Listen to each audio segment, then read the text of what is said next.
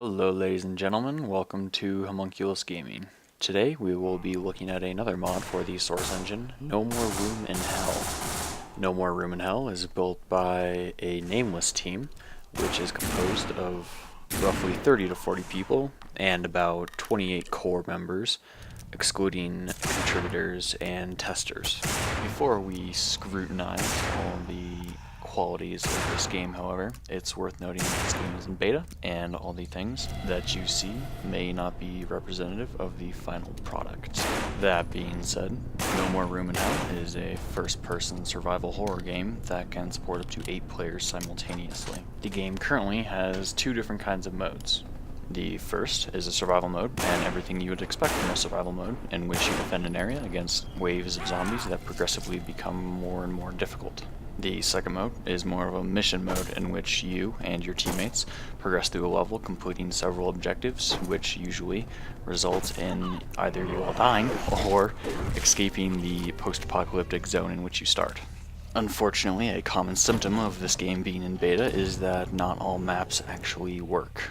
At the time of this recording, there is about 4 maps, 2 survival and 2 mission modes, that actually work. Fortunately, No More Room in Hell is open in modding, so your map choices are not confined to those that are implemented by the dev. The game has been advertised to have quote-unquote dynamic maps, as in not every playthrough will be the same. This is only partially true. There are different routes, but all the objectives and main zones remain the same. For instance, in one map they might say, open this gate to progress, and to get to where you need to open the gate there might be a door to your left or a door to your right in which you go through. You're still going to the same place, but you're just taking a different route to get there and complete that objective. It also seems that guns and pickups are randomly generated at each level.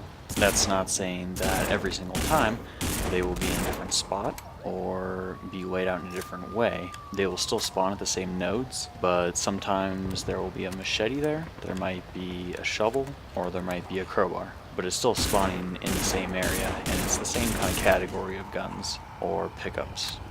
Speaking of guns, there is quite a few in the game, from your 22 target plinker, to your bolt-action hunting rifle, to full-on military spec assault rifles, to your antique over and under shotguns. There's a great variety, and each one has a very highly polished animation and look that gives each a very concrete feel, individualized models and sounds, and substance when they're firing and reloading.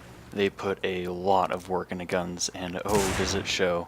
When you get your post-apocalyptic little grimy hands on a gun and ammo, you want to hold on to it for dear life. You might notice that there is no HUD. You actually check your dwindling ammo supplies by holding R, which drops the magazine, racks the slide, or opens the chamber. This mechanic is magnificent for the atmosphere in the game. You aren't taken out of the experience by numbers strewn across your display, and it always leaves you feeling like you need to be wary of additional armaments that might be concealed about. Regrettably, while I love the aesthetic, sound, and kick of guns, the actual application of them could use some work. This is mostly attributed to ADS, or aim down sight, being set default to toggle, and no option in the game to change it otherwise. Ultimately, this makes gunplay clunky and overall difficult in crazy frantic moments. Quite frankly, it doesn't make a damn bit of sense why they would do this. It's incredibly obnoxious and detracts from the experience drastically. It's probably my biggest problem with this game. Fortunately, this problem is slightly put to ease in that firearms and ammunition are quite scarce, making you rely heavily on melee weapons. There are almost as many melee weapons in the game as firearms. There's only a 2 difference on the firearms side. Additionally, melee weapons in levels are quite plentiful, being more than enough to go around, especially since guns and ammo are gobbled up quite quickly by your teammates. Melee weapons also never break, there's no durability, and they can be used in conjunction with the all-important flashlight in some cases. There is currently 2 different swing types in the game. One is a quick weak swing with a single flick, and the other is a power swing that needs charging up while holding down the mouse. And thankfully, unlike gunplay, melee combat feels good. Burrowing a sledgehammer into a zombie's head is quite satisfying.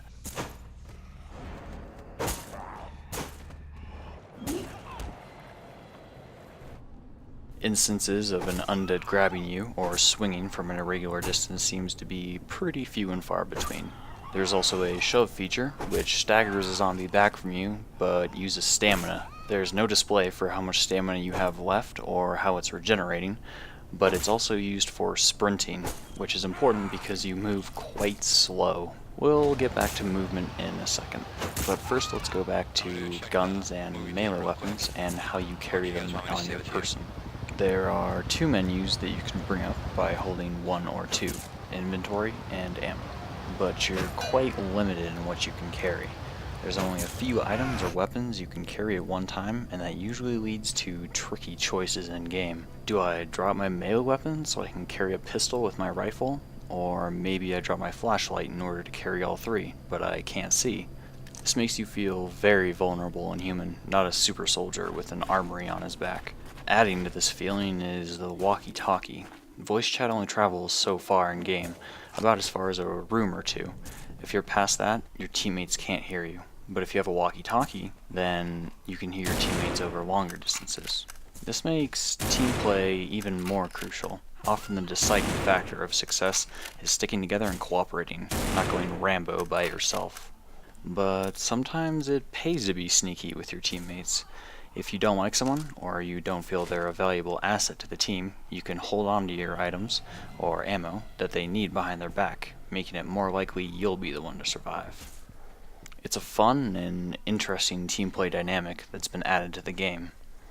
In addition to walkie-talkies, you can board up windows, doors, or other points with the barricade hammer that doubles as a melee weapon, the flare gun, which in addition to being able to call in airdrop supplies, can start a barbecue, the welder, which can cut through some metal objects in the game, and last but not least, the all-important flashlight, which is crucial in seeing the way in these mostly dark and dingy levels.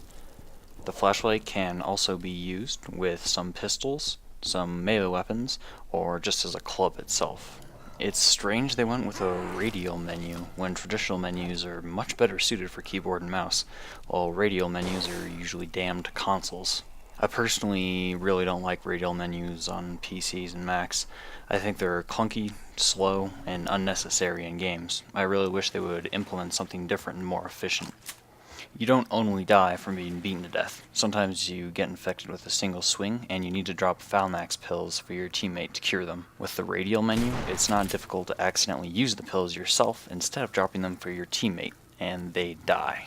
Maybe the radial menu is the only alternative they had to the traditional source game menus, but I find it hard to believe they couldn't have come up with something different. As aforementioned, movement is slow, even running is slow, which isn't necessarily a bad thing. But collision boxes on players are huge, and in cramped indoor areas where you're trying to dance in and out of melee range of a zombie, a slight bump into the Eiffel Tower of a hitbox of a teammate can be a death sentence. Getting your whole crew through a doorway or single file staircase can be extremely frustrating and obnoxious. This really needs to be fixed. Either no collision or a much smaller box. It's easily one of the most frustrating and annoying things in the game, aside from ADS toggle. For the love of God, please fix this. If you do meet your untimely demise, either by being blocked in by your humongous teammates and pummeled to death, or infected by zombies, then you're treated to a huge wait. 10, 15, even 20 minutes sometimes before everybody dies and a new game starts or an airdrop is earned and you respawn. Most people get impatient and leave, and it makes keeping a constant group in a lobby often incredibly unrealistic. I understand there's limitations with the Source engine, but it would have been nice if there was something, anything you could do, no matter how menial, to interact with the game, other than just flying around in spectator no-clip mode, waiting for everyone to die off. It would have been really cool if, when you die, you can control your zombie and try and pick off your other teammates. It's probably not what the developer would have wanted to encourage in a game that promotes teamwork. and promote trolling when people die intentionally and try and screw over the rest of the team. But still, even something where you don't work against your teammates, maybe a minigame where you fight for your teammates, maybe a minigame where you fight the infection in your teammate's bloodstream. Just anything to keep people engaged and not leaving or alt-tabbing after a 20-minute wait to play again. But aside from ADS toggle, death waits, player collisions, and stability, it's a good game. Actually, it's a damn good game, and keep in mind it's still in beta, and it has quite a potential to make splash when it's actually released in the gaming scene. It's fun, immersive, chaotic, and a blast to play with friends. Not to mention it's still in beta at the time of this video. With a few more additions and a little bit more tweaking in a few departments, it could be quite a new prospect in the gaming market. It's actually on Steam Greenlight right now, and it's claimed by the devs that no matter what happens, it will always be 100% free. With enough votes, it'll make its way onto Steam servers, which could be a huge boost for this game, and it'll be interesting to see if it makes it or not. You can go check out No More Room in Hell and play for free if you want, if you have a source game, from the link in the description. Anyway, thanks for watching. If you found this video fun, informative, or interesting, or even killed a couple minutes while you're slacking at work, I would appreciate your like, favorite, or subscribe. It really helps me out a bunch if you do. Once again, thanks for watching. This was Homunculus Gaming, and I'll see you next time.